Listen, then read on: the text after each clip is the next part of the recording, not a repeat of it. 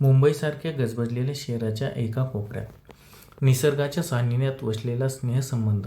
हा बंगला बाहेरून जेवढा भव्य आणि सुंदर दिसायचा, आतून तेवढाच तो शांत आणि उदास होता. या बंगल्याचे मालक सदानंद हे शहरातले एक नामांकित बिझनेसमॅन होते. पैसा, गाडी, प्रतिष्ठा या गोष्टीची घरात अजिबात कमतरता नव्हती. कमतरता होती ती फक्त वेळेची आणि जिव्हाळ्याची. सदानंद सरांचे आयुष्य फाईल्स, मीटिंग्स आणि बिझनेस दूरभोवतीच फिरत असायचे. महिन्यातील 20 ते 25 दिवस ते शहराबाहेर असायचे आणि जेव्हा घरी असायचे तेव्हाही त्यांचा फोन किंवा लॅपटॉप त्यांच्यापासून वेगळा होत नसे. या अथंग शांततेत राहणाऱ्या त्यांच्या पत्नी म्हणजे सुजाताबाई. सुजाता दिसायला अत्यंत सुंदर, सुशिक्षित आणि सुसंस्कृत स्त्री होत्या. पण या अथंग श्रीमंतीच्या पिंजऱ्यात त्या पुरत्या एकट्या पडल्या होत्या. घराला सुंदर सजवणं, बागेतील फुलांची काळजी घेणं आणि लायब्ररीतील तासनतास पुस्तक वाचत बसणं, एवढाच त्यांचा दिनक्रम उरला होता. पण या सगळ्या गोष्टी त्यांच्या मनातला एकाकीपणा दूर करू शकत नव्हत्या. अशा वातावरणात या घरात एका नव्या माणसाची एंट्री झाली. तो म्हणजे रामू. रामू गावाहून मुंबईत आला होता. तो फक्त आपल्या कुटुंबाची पोटाची खळगी भरण्यासाठी. तो वयाने तरुण, देखणा आणि स्वभावाने अत्यंत प्रामाणिक व समजूतदार होता. शहरातल्या कपटी जगाचा त्याला फारसा अनुभव नव्हता, पण माणसाच्या चेहऱ्यावरील दुःख वाचण्याची कला त्याला उपजत अवगत होती. बंगल्यात आल्यावर सुरुवातीचे काही दिवस रामू फक्त आपल्या कामाशी काम ठेवून असायचा. सकाळी उठून घर झाडणे, सदानंद सरांचे कपडे इस्त्री करणे, सुजाताबाईंना चहा नाश्ता देणे आणि दुपारचे जेवण बनवणे यात तो व्यस्त असायचा. तो सुजाताबाईंना मालकीनबाई म्हणून हाक मारायचा. सुजाताबाई त्याला आदराने आणि अंतराने वागवायच्या. एक मालकीन आणि नोकर यांच्यात जे एक ठराविक मर्यादा असते ती दोघांनाही काटेकोरपणे पाळली होती. पण निसर्गाचा नियम आहे, जेव्हा दोन व्यक्ती एकाच छताखाली दीर्घकाळ राहतात तेव्हा त्यांच्यात संवादाने धागे विणले जाऊ लागतात. सदानंद सर पुन्हा एकदा एका 15 दिवसाच्या मोठ्या बिझनेस टूरवर गेले होते. बंगला संपूर्ण रिकामा झाला होता. दुपारची वेळ होती. बाहेर कडक ऊन पडले होते. रामूने घरातली सगळी कामे आटोपली होती आणि तो स्वयंपाकघरात दुपारच्या जेवणाची तयारी करत होता. तो हॉलमध्ये आला तेव्हा त्याने पाहिले की सुजाताबाई सोफ्यावर बसल्या होत्या. त्यांच्या हातात एक पुस्तक होते, पण त्यांचे लक्ष पुस्तकाकडे नव्हते. त्या खिडकीबाहेर शून्यात नजर लावून पाहत होत्या. त्यांच्या डोळ्यातून अश्रूचे 2 थेंब नकळत गालावर ओघळले. रामूने हे पाहिले आणि त्यांचे पाय तिथेच थबकले. त्याला मालकीनबाईच्या या दुःखाचे कारण समजत होते, पण नोकराच्या मर्यादेत राहून विचारणे त्याला योग्य वाटत नव्हते. त्याने हळूच विचारले, मालकीनबाई, दुपारच्या जेवणात काय बनवू? साहेब तर नाहीत, मग तुमच्या आवडीची एखादी भाजी बनवू का? सुजाताबाईने घाईघाईने आपले अश्रू पुसले आणि चेहऱ्यावर एक खोटे हसू आणत म्हणाल्या, काहीही बनव रामू, मला भूक नाही तशी. साहेब नसले की मला जेवणाची इच्छाच होत नाही. रामू जवळ गेला आणि आदराने म्हणाला, बाई, मी एक साधा नोकर आहे. जास्त बोललो तर माफ करा, पण तुम्ही स्वतःची काळजी घेतली पाहिजे. साहेब कामात व्यस्त असतात, पण तुमच्या जेवण खाण्याकडे दुर्लक्ष झालं तर साहेबांनाही चांगलं वाटणार नाही. तुम्ही वेळेवर जेवत जा. रामूच्या या साध्या आणि काळजीयुक्त शब्दांनी सुजाताबाईच्या मनाचा एक कोपरा हेलावला. गेले कित्येक महिने, किंबहुना कित्येक वर्षे त्यांना अशी आपुलकीचे विचारणारे कोणीच नव्हते. सदानंद सरांनी त्यांना क्रेडिट कार्ड दिले होते, पण मायेचा एक शब्द दिला नव्हता. तू खूप चांगला आहेस रामू. स्वतःच्या माणसापेक्षा कधीही परकी माणसं जास्त काळजी घेतात. सुजाताबाईंच्या तोंडून हे शब्द नकळत निघून गेले. त्या दिवसापासून सुजाताबाई आणि रामू यांच्यातील अंतर हळूहळू कमी होऊ लागले. सुजाताबाई दुपारच्या वेळी स्वयंपाकघरात येऊन रामूशी गप्पा मारू लागल्या. त्याला गावाकडच्या गोष्टी विचारायच्या. रामूही मोठ्या उत्साहाने आपल्या शेतीबद्दल, आपल्या आईबद्दल आणि गावाकडच्या सणांबद्दल सांगायचा. रामूच्या बोलण्यातील तो साधेपणा आणि प्रामाणिकपणा सुजाताबाईंना एक वेगळाच विसावा देऊन जायचा.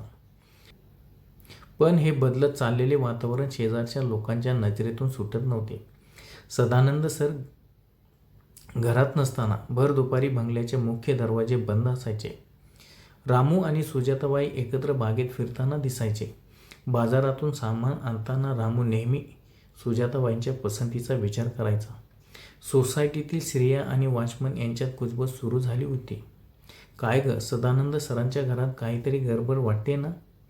सदानंद भाऊ कधी घरी नसतात आणि तो नवीन आलेला नोकर आणि सुजाताबाई, काहीतरी चुकीचं चाललंय नक्कीच. शेजारच्या एका काकूंनी दुसऱ्या काकूंना दुपारच्या वेळी गॅलरीत उभे राहून सांगितले. एका दुपारी अशीच परिस्थिती निर्माण झाली. सुजाताबाई हॉलमध्ये सोफ्यावर बसून रडत होत्या. त्यांचा चेहरा भीतीने फिका पडला होता. रामू त्यांच्या अगदी जवळ बसला होता. त्याने सुजाताबाईचा हात आपल्या हातात घेतला होता. बाई, तुम्ही रडू नका. तुम्ही अजिबात काळजी करू नका. जोपर्यंत हा रामू जिवंत आहे तोपर्यंत मी तुम्हाला आणि तुमच्या विश्वासाला तडा जाऊ देणार नाही. साहेबांना या गोष्टीचा सुगावा लागता कामा नये, नाहीतर खूप मोठा अनर्थ होईल. रामू अत्यंत भावनिक आणि जवळीक साधत म्हणाला. सुजाताबाईंनी रडत रडतच रामूच्या खांद्यावर आपले डोके ठेवले. त्यांच्या या अंगाचा थरकाप उडाला होता. त्या म्हणाल्या, रामू, जर सदाला हे कळलं तर तो मला कधीच माफ करणार नाही. आपण जे करतोय ते जगाच्या नजरेत, समाजाच्या नजरेत खूप चुकीचं आहे रे. पण माझ्याकडे दुसरा कोणताही मार्ग नव्हता. जगाची आणि समाजाची पर्वा करू नका बाई. साहेब तुमच्या भावना आणि तुमची परिस्थिती कधीच समजून घेणार नाहीत. आपण जे करतोय ते आपल्यासाठी योग्य आहे. रामूने त्यांच्या पाठीवर हात ठेवत धीर दिला. नेमका याच वेळी बंगल्याच्या उघड्या खिडकीतून बाहेर उभा असलेला दूधवाला त्यांचा हा संवाद ऐकत होता. त्याने पाहिले की मालकीनबाई एका नोकराच्या खांद्यावर डोके ठेवून रडत आहेत आणि नोकर तिचा हात पकडून तिला साहेबांपासून काहीतरी लपवण्यास सांगत आहे. दूधवाल्याच्या मनात शंकेची पाल चुकचुकली. त्याच्या नजरेत हे दृश्य एका अनैतिक संबंधाचे ढळीत उदाहरण होते. संपूर्ण परिसरात आता एकच चर्चा पसरणार होती की सुजाता आपल्या पतीच्या पाठीमागे नोकराच्या प्रेमात पडल्या आहेत. पण त्या बंद दारामागचे आणि खिडकीमागचे खरे सत्य काय होते हे फक्त त्या दोघांनाच ठाऊक होते. दिवस वेगाने सरकत होते आणि बंगल्यातील गूढ शांतता अधिकच गडद होत चालली होती. शेजाऱ्यांचा संशय आता दृढ होत चालला होता, कारण सुजाताबाईचे वागणे पूर्णपणे बदलले होते. त्या आता पूर्वीसारख्या उदास दिसत नव्हत्या. उलट त्यांच्या चेहऱ्यावर एक वेगळीच धाकधूक आणि उत्सुकता असायची. त्या अनेकदा स्वतः स्वयंपाकघरात जाऊन रामूसाठी त्यांच्या आवडीचे पदार्थ बनवू लागल्या होत्या. दुसरीकडे रामूही बाजारातून येताना गुपचूप काही वस्तू आणून थेट सुजाताबाईंच्या बेडरूममध्ये घेऊन जायचा. दोघांमधील हे वागणे घरातल्या भिंतींनाही संशयास्पद वाटू लागले होते. रात्रीच्या वेळी जेव्हा संपूर्ण जग झोपलेले असायचे तेव्हा सुजाताबाईच्या बेडरूममध्ये हळू आवाजात गप्पा मारण्याचे आवाज यायचे. कधीकधी रामू रात्री उशिरापर्यंत त्यांच्या खोलीतच असायचा. एक रात्री निसर्गानेही रौद्ररूप धारण केलं होतं. मुंबईत मुसळधार पाऊस पडत होता. विजांचा कडकडाट आणि ढगांचा गडगडाट यामुळे संपूर्ण शहर हादरून गेले होते. अचानक वादळामुळे परिसराची वीज खंडित झाली. संपूर्ण स्नेहबंद बंगल्यात गडद अंधार पसरला. सुजाताबाईंना लहानपणापासूनच अंधाराची आणि विजांच्या कडकडाटाची प्रचंड भीती वाटायची. अशा परिस्थितीत सदानंद सर नेहमीप्रमाणे बिझनेस ट्रिपवर होते. सुजाताबाईच्या खोलीतून अचानक सस्कन रडण्याचा आणि ओरडण्याचा आवाज आला. रामू आपल्या खोलीत जागाच होता. तो हातामध्ये एक मेणबत्ती घेऊन घाईघाईने जिने चढून सुजाताबाईंच्या बेडरूममध्ये धावला. त्याने खोलीचा दरवाजा हलकेच ढकलला. मेणबत्तीच्या अंधुक थरथरत्या प्रकाशात त्याने पाहिले की सुजाताबाई बेडच्या कोपऱ्यात दोन्ही पायांत डोके घट्ट धरून थरथर कापत रडत होत्या. मालकीनबाई, घाबरू नका, मी आलो आहे, मी बाहेरच होतो, रामू अत्यंत मऊ आणि अस्वस्थ करणाऱ्या आवाजात म्हणाला. रामूचा आवाज ऐकताच सुजाताबाईंनी वर पाहिले. त्यांच्या डोळ्यात प्रचंड भीती होती आणि असहाय्यता होती. त्या क्षणी त्या सर्व मर्यादा, समाज, मालकीन आणि नोकर हे नाते विसरल्या. त्या बेडवरून उठल्या आणि त्याने थेट धावत जाऊन रामूला घट्ट मिठी मारली. त्यांच्या या अचानक केलेल्या कृतीने रामूच्या हातातली मेणबत्ती खाली पडली आणि विझली. खोलीत पुन्हा एकदा गडद अंधार पसरला. आता फक्त विजांचा लख्ख प्रकाश खिडकीतून आत येत होता आणि त्या प्रकाशात दोन जीव एकमेकांना घट्ट पकडून उभे असलेले दिसत होते. खोलीत फक्त दोघांच्या वेगाने चालणाऱ्या श्वासांचा आवाज येत होता. सुजाताबाईंचे शरीर थंडीने आणि भीतीने कापत होते. रामूने सुरुवातीला स्वतःला रोखण्याचा, मागे सरकण्याचा प्रयत्न केला. त्याच्या मनातील समाजाने त्याला सांगितले की हे चुकीचे आहे, तू एक नोकर आहेस. पण सुजाताबाईचा तो आर्त स्पर्श आणि त्यांची असहायता पाहून रामूचे मन वितळले. त्याने आपले मजबूत हात सुजाताबाईंच्या पाठीभोवती वेढले आणि त्यांना स्वतः कवेत घेतले. रामू, मला सोडून कुठेच जाऊ नकोस रे. या संपूर्ण जगात माझं म्हणणारा कोणीच नाही. मी या पैशाच्या महालात रोज मरत होते. मला खूप भीती वाटते. सुजाताबाई रामूच्या छातीवर डोके ठेवून रडत म्हणाल्या. मी कुठेच जाणार नाही सुजाता. मी नेहमी तुमच्यासोबत आहे. रामूच्या मुखातून पहिल्यांदाच मालकीनबाई ऐवजी तिचे नाव निघाले. त्या अंधाऱ्या रात्री, त्या एकांतात कोणालाही वाटले असते की दोघांनी आपल्या भावनांचा ताबा गमावला आहे आणि ते प्रेमाच्या अथांग डोहात वाहून गेले आहेत. काही वेळाने रामूने दुसरी मेणबत्ती पेटवली. सुजाताबाई आता शांत झाल्या होत्या, पण त्यांच्या चेहऱ्यावर एक वेगळीच काळजी होती. त्या म्हणाल्या, रामू, मला खूप भीती वाटते. साहेबांचा संध्याकाळी फोन आला होता. त्यांची मीटिंग लवकर संपली आहे आणि ते उद्या सकाळीच कोणत्याही पूर्वकल्पनेशिवाय घरी परत येत आहेत. जर त्यांना आपल्या या गोष्टीची माहिती मिळाली तर काय होईल? रामूने सुजाताबाईंच्या डोळ्यातील अश्रू आपल्या हाताने पुसले.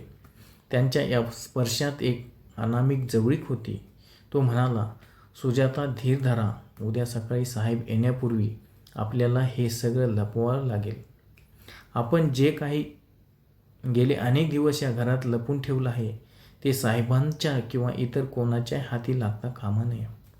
नाहीतर खूप मोठा अनर्थ होईल आणि जगासमोर आपली बदनामी होईल.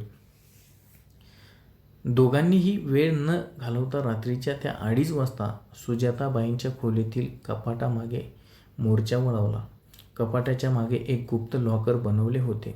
रामूने ते कपाट बाजूला सारले आणि सुजाताबाईंनी आपल्या हातातील चावीने ते गुप्त लॉकर उघडले. त्या लॉकरमध्ये त्यांनी काहीतरी घाईघाईने लपून ठेवले, जे त्यांनी बाहेरून आणले होते. ते लपवल्यानंतर दोघांच्याही चेहऱ्यावर एक सुटकेचा श्वास आला. पण हे दृश्य जर तिसऱ्या व्यक्तीने पाहिले असते तर त्याचा संशय 100% रात्रीत बदलला असता की हे दोघे पतीला फसवून संपत्तीची किंवा कोणत्या तरी गोड गुपिताची चोरी करत आहेत. प्रेक्षकांनाही वाटेल की आता सुजाता आणि रामूचे हे अनैतिक कृत्य उघडकीस येणार आहे. दुसऱ्या दिवशी सकाळी ठीक 8 वाजता स्नेहसंबंध बंगल्याच्या दारात एक काळ्या रंगाची आलिशान गाडी येऊन थांबली. गाडीतून सदानंद उतरले. त्यांचा चेहरा प्रवासाने थकलेला होता, पण डोळ्यात एक वेगळेच गांभीर्य आणि संताप लपलेला होता. खरं तर सदानंद सरांना येताना सोसायटीच्या गेटवरच वॉचमेन आणि शेजारच्या काही लोकांनी थांबून काही गोष्टी केल्या होत्या. सदानंद सर, तुम्ही बिझनेसमध्ये व्यस्त असता, पण जरा घराकडेही लक्ष देत जा. तुमची पत्नी आणि तो गावाकडून आलेला नोकर रामू, त्यांच्यात काहीतरी वेगळं सुरू आहे. रात्री अपरात्री त्यांच्या खोलीत दिवे जळत असतात आणि दुपारच्या वेळी दरवाजे बंद असतात. शेजाऱ्यांचे हे शब्द सदानंद सरांच्या कानात विष कालवून गेले होते. सदानंद सरांनी रागाच्या भरात घराच्या मुख्य दरवाजा उघडला आणि ते थेट हॉलमध्ये आले. हॉलमध्ये संपूर्ण शांतता होती. सुजाताबाई आणि रामू दोघेही तिथे उभे होते. सदानंद सरांना अचानक समोर पाहून दोघांच्याही चेहऱ्याचा रंग उघडला. सुजाताबाईंच्या हातातील चहाचा कप किंचित थरथरला, तर रामूने आपले डोके खाली झुकवले. दोघांच्याही चेहऱ्यावरील ही भीती पाहून सदानंद सरांचा संशय अधिकच बळकावला. सदानंद सरांनी आपली बॅग सोफ्यावर फेकली आणि ते अत्यंत गंभीर पावले टाकत रामूच्या जवळ आले. त्यांचा आवाज संपूर्ण बंगल्यात घुमला. रामू, तुझी हिंमत कशी झाली अजूनही या घरात थांबण्याची? मी तुला घराची काळजी घेण्यासाठी ठेवलं होतं. माझ्या पाठीमागे काय काय दिवे लावायला नाही. सुजाताबाई पुढे आल्या आणि म्हणाल्या, सदा तुम्ही हे काय बोलत आहात? ते प्रवासावरून आले आहेत. आधी शांत व्हा, चहा घ्या. चूप बस सुजाता. सदानंद सर जोरात ओरडले, मला शांत राहायला सांगू नकोस. मला बाहेरच्या लोकांकडून काय काय ऐकायला मिळालंय याची तुला कल्पना आहे का? मला सोसायटीच्या लोकांनी सांगितलं की मी नसताना या घराचे दरवाजे बंद असतात. तू आणि हा नोकर एकत्र फिरता, एकत्र गप्पा मारता आणि काल रात्री तर हद्दच झाली. काल रात्री वीज गेलेली असताना हा नोकर तुझ्या बेडरूममध्ये काय करत होता? सदानंद सरांच्या या प्रश्नाने सुजाताबाई पुरत्या हादरून गेल्या. त्या थरथर कापू लागल्या. त्यांच्या तोंडून शब्दच फुटत नव्हता. आपल्या पतीसमोर स्वतःची बाजू कशी मांडावी हे त्यांना समजत नव्हते. बोला, गप्प का आहात दोघेही? सदानंद सरांचा संयम सुटला. त्यांनी पुढे होऊन रामूची कॉलर घट्ट पकडली. रामू एका नोकराची एवढी लायकी की त्याने मालकाच्या पत्नीवर नजर ठेवावी? मी तुला पगार देतो, तुला अन्न देतो आणि तू माझ्या पाठीत खंजीर खुपसलास? माझ्या पत्नीला तुझ्या जाळ्यात ओढलंस? सदानंद सरांनी रामूवर हात उचलण्यासाठी आपला उजवा हात हवेत उगारला. रामू शांत उभा होता. त्याने मार खाण्याची तयारी ठेवली होती, कारण त्याला आपल्या मालकाचा आदर होता. पण सुजाताबाईंनी धावत येऊन सदानंद सरांचा तो उगारलेला हात मध्येच पकडला. त्यांच्या डोळ्यातून अश्रूच्या धारा वाहत होत्या. सदा प्लीज त्यांच्यावर हात उचलू नका. त्यांचा यात काहीच दोष नाही. जे काही केलंय ते मी केले. त्यांनी फक्त माझी मदत केली. जर तुम्हाला कोणाला शिक्षा करायची असेल, कोणावर राग काढायचा असेल तर माझ्यावर काढा. मला या घरातून हाकलून द्या, पण रामूला काहीही बोलू नका. सुजाताबाई रडत रडत म्हणाल्या. सुजाताबाईने एका नोकरासाठी आपल्या पतीचा हात पकडणे आणि स्वतःवर गुन्हा ओढवून घेणे यामुळे सदानंद सरांची खात्री झाली की समाज जे बोलत होता ते पूर्णपणे खरे होते. त्यांच्या पत्नीने रामूवर प्रेम चढले होते.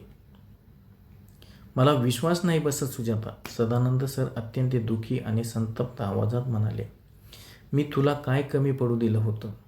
एवढा मोठा बंगला, गाडी, नोकर, चाकर, हवे तेवढे पैसे, या सगळ्यावर थुंकून तू एका साध्या नोकराच्या प्रेमात पडलीस. माझ्या प्रतिष्ठेची धूलधान केलीस तू. सदानंद सरांनी रागाच्या भरात सुजाताबाईंना जोरात ढकलले. सुजाताबाई सोफ्यावर पडल्या. सदानंद सर पुन्हा रामूच्या अंगावर धावून गेले. पण यावेळी रामू शांत राहिला नाही. त्याने सदानंद सरांचा हात हवेतच घट्ट पकडला. त्याच्या डोळ्यात आता भीती नव्हती, तर एक वेगळाच खंबीरपणा होता. साहेब, खूप झालं. माझ्यावर आळ घेतला तरी चालेल, पण मालकीनबाई अत्यंत पवित्र आहेत. त्यांच्या चारित्र्यावर संशय घेऊ नका. तुम्ही जे काही समजताय ते पूर्णपणे चुकीचं आणि खोटं आहे. जर तुम्हाला खरंच सत्य जाणून घ्यायचं असेल तर माझ्यासोबत वर चला. बंद दारामागचं सत्य स्वतःच्या डोळ्याने बघा आणि मग तुम्हाला जी शिक्षा द्यायची असेल ती आम्हाला द्या, रामू खंबीर आणि गंभीर आवाजात म्हणाला. सदानंद सरांनी संशयाने आणि रागाने रामूकडे पाहिले. रामूच्या आवाजातील तो प्रामाणिकपणा पाहून त्याचा राग थोडा शांत झाला, पण मनातली शंका अजूनही कायम होती. ते म्हणाले, ठीक आहे, चल, मलाही बघायचं आहे की तुम्ही दोघांनी मिळून माझ्या पाठीमागे कोणता खेळ मांडला आहे. सदानंद सर, सुजाताबाई आणि रामू हे तिघेही जिना चढून वर सुजाताबाईंच्या बेडरूममध्ये आले. खोलीत आल्यावर सदानंद सरांनी सभोवताली पाहिले. तिथे सर्व काही सामान्य दिसत होते. काय दाखवणार आहेस तू मला इथे? तुमचे प्रेम संबंध? सदानंद सरांनी उपरोधाने विचारलं. रामू काहीही न बोलता कपाटाजवळ गेला. त्याने जे जड कपाट एका बाजूला सारले, ज्याच्या मागे ते गुप्त लॉकर होते. सदानंद सरांना वाटले की या लॉकरमध्ये नक्कीच रामू आणि सुजाता यांनी मिळून घरातील दागिने किंवा पैसा चोरून लपवलेले असतील. ते विचार करत होते की ही एक साधी चोरीची केस आहे. रामूने सुजाताबाईकडे पाहिले. सुजाताबाईंनी आपल्या गळ्यातील चावी काढली आणि थरथरत्या हाताने ते गुप्त लॉकर उघडले. लॉकरचा दरवाजा उघडताच सदानंद सरांचे डोळे आश्चर्याने विस्फारले. त्यांच्या पायाखालची जमीनच सरकली. तिथे कोणतेही दागिने किंवा पैसे नव्हते. त्या मोठ्या कपाटाच्या आड एक अत्यंत सुरक्षित आणि सुंदर सजवलेल्या लहान पाळण्यामध्ये एक लहान 6 महिन्याचे गोंडस बाळ शांतपणे झोपलेले होते. त्याच्या गालावर एक निरागस हसू होते. सदानंद सर स्तब्ध झाले. त्यांच्या तोंडातून शब्दच फुटेना. ते अडखळत म्हणाले, हे काय आहे सुजाता? हे मूल कोणाचं आहे आणि तुम्ही याला इथे कपाटाच्या मागे का लपून ठेवलं आहे? सुजाताबाईंनी त्या बाळाला हळूच आपल्या कडेवर घेतले आणि त्या ढसाढसा रडू लागल्या. त्या म्हणाल्या, सदा हे मूल दुसरं कोणाचं नसून माझी लहान बहीण अंजली हिचं बाळ आहे. 2 महिन्यापूर्वी गावाकडे हायवेवर झालेल्या त्या भीषण अपघातात अंजली आणि तिचे पती दोघेही जागीच वारले. हे तुम्हाला माहीत आहे? हो, मला माहीत आहे. पण मग हे बाळ इथे कसं? सदानंदाने विचारले. अंजलीच्या जाण्याने हे बाळ पूर्णपणे अनाथ झालं होतं. नातेवाईक याला अनाथाश्रमात पाठवण्याची तयारी करत होते. पण माझ्या बहिणीचं मी असं अनाथ कसं सोडू? मी कायदेशीररित्या सर्व कागदपत्रे बनवून या बाळाला दत्तक घेतलं. पण हे सगळं मी तुमच्यापासून लपवलं, सुजाताबाई म्हणाल्या. पण माझ्यापासून का लपवलं सुजाता? मी तुझा पती आहे. सदानंद सरांच्या आवाजात आता संतापाऐवजी दुःख होते. कारण सदा लग्नानंतर जेव्हा मी मुलाचा विषय काढायचो, जेव्हा तुम्ही नेहमी म्हणायचा की तुम्हाला कधीच मूल नको आहे, तुम्हाला लहान मुलाचा कंटाळा येतो आणि दुसऱ्याचं मूल तर तुम्ही या आयुष्यात कधी स्वीकारणार नाही. मला प्रचंड भीती होती की जर मी हे बाळ घरी आणलं तर तुम्ही मला आणि या बाळाला घराबाहेर काढाल किंवा याला अनाथ आश्रमात पाठवून द्याल. मी एका अनाथ बाळाचा जीव धोक्यात घालू शकत नव्हते. म्हणून मी हे गुपित लपवलं. सुजाताबाईंनी आपले हृदय रिकामे केले. रामू पुढे आला आणि त्याने हात जोडून सदानंद सरांसमोर उभे राहिले. तो म्हणाला, साहेब, आता मी तुम्हाला संपूर्ण सत्य सांगतो. मालकीनबाईंनी जेव्हा या बाळाला गुपचूप घरी आणलं तेव्हा त्यांना लहान बाळाला कसं सांभाळायचं, त्याला काय भरवायचं याची अजिबात कल्पना नव्हती. गावाकडे मला लहान बहीण भाऊ असल्यामुळे मला बाळांची देखभाल करण्याचा अनुभव होता. म्हणून मालकीनबाईंनी माझ्यावर विश्वास टाकला. दुपारी बाळ रडायचं, त्याचा आवाज बाहेर जाऊन शेजाऱ्यांना येऊ नये आणि बाळाला कळावं नये म्हणून आम्ही घराचे दरवाजे खिडक्या बंद ठेवायचो. रात्रीच्या वेळी बाळाला ताप यायचा किंवा ते घाबरायचे तेव्हा मालकीनबाई एकट्या असायच्या. म्हणून मी मेणबत्ती घेऊन किंवा बाहेर खोलीच्या दारापाशी रात्री जागून काढायचो, जेणेकरून बाळाला काही त्रास होऊ नये. रामूने घेतलेले श्वास आणि त्यांचे शब्द सदानंद सरांच्या छातीवर हातोड्यासारखे पडत होते. रामू पुढे म्हणाला, काल रात्री मुसळधार पावसात वीज गेली होती. तेव्हा बाळ खूप घाबरून रडत होते. म्हणून मी बाईच्या खोलीत आलो होतो. आम्ही जे काही या घरात लपवत होतो साहेब, ते कोणतंही पाप नव्हतं. ते हे निष्पाप बाळ होतं. मालकीनबाईंनी कधी स्वतःच्या मर्यादेचे उल्लंघन केले नाही. त्यांनी एका मातेच्या कर्तव्यासाठी स्वतःची बदनामी पत्करली आणि मी फक्त एका नोकराचा धर्म पाळला. सदानंद सरांच्या डोळ्यातून आता पश्चातापाचे अश्रू वाहू लागले होते. ज्या नात्याला ते आणि हा समाज अनैतिक समजत होते, ते खरं तर एक अनाथ बाळाला मायेची ऊब देण्यासाठी आणि एका कुटुंबाची आबरू वाचवण्यासाठी चाललेलं अत्यंत पवित्र, त्यागी आणि निशब्द नाते होते. रामूने नोकर असूनही एका बापाची आणि एका भावाची भूमिका चोख बजावली होती, जी स्वतः सदानंद सर पती असूनही बजावू शकले नव्हते.